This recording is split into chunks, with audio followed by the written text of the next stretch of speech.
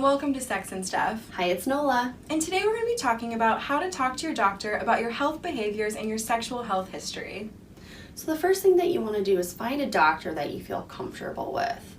And so that might not be your family doctor, and if you're talking to your doctor about your sexual health, there's a lot of other places that you can go to as well as your family doctor. You can go to places like the health departments, Planned Parenthoods, other places that specialize in sexual reproductive health and STD testing. You really want to make sure that you find a doctor that is sex positive and that you can have crucial conversations with about your sexual health and about the partners you have sex with and the types of sex you engage in. And I think one thing that's important to remember is that if you don't feel comfortable talking to your doctor, it's okay to find another doctor. You know, it's okay to not, like you said, talk to your family doctor. Maybe you've known that person for a long time, or they know your parents, or something like that. So it's totally okay to go to a different doctor that you do feel comfortable with, because it's important to get that health care. Absolutely.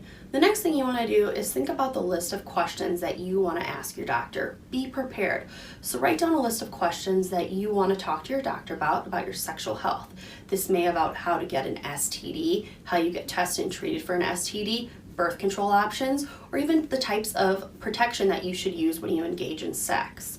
Another thing to think about is maybe ask the person you call to schedule an appointment with how long this appointment is going to be, so you know how to prepare your questions ahead of time and what you should think about before going into the appointment. It's a very good point. You know, it's okay to ask questions when you schedule it.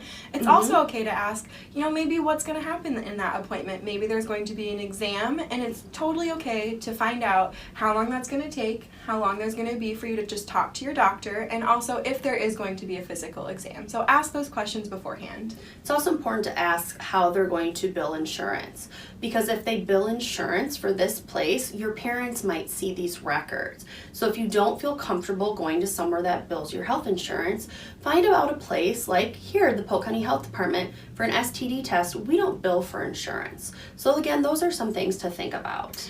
And I think another thing that we should talk about is how when you know, maybe just go to do your physical with your regular family doctor, you know, they're going to ask you questions about drinking or smoking or doing drugs and about your period if you're female and your sexual health history. And it's really important to be honest in those conversations if you feel comfortable, because those are things they need to know if they're prescribing medication, if they, you know, so they can diagnose you, or just to do a general checkup.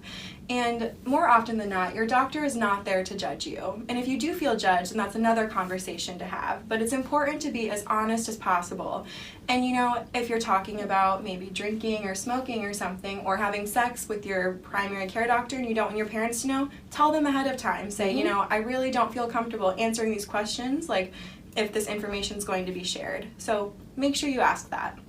Another thing that's really important to do is when your doctor asks you about what types of sex you engage in, tell them about what types of sex you engage in so they can test you appropriately. And what I mean by that is if you have oral sex, tell them that you have oral sex so that they can swab your mouth and throat for STDs.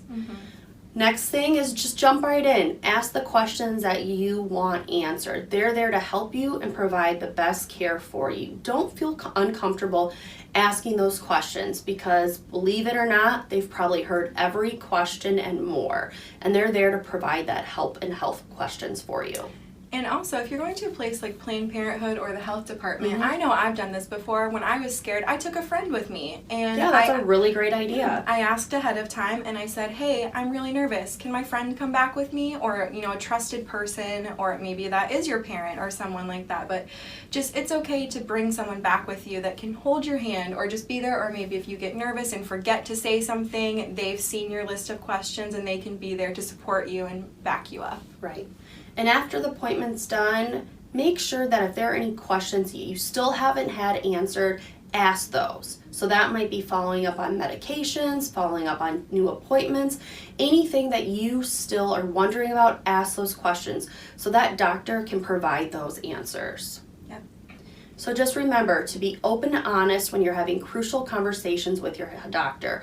We know that sometimes they're uncomfortable answering these questions, but these questions need to be answered because they're so important to your health. Yep, and if you don't feel comfortable, find some place you do feel comfortable, because you deserve the proper health care and to feel comfortable talking to your doctor. There are a lot of places that will be there for you and make you feel comfortable during difficult situations. Well, I think that's all we have for today. All right, thanks everyone. Bye.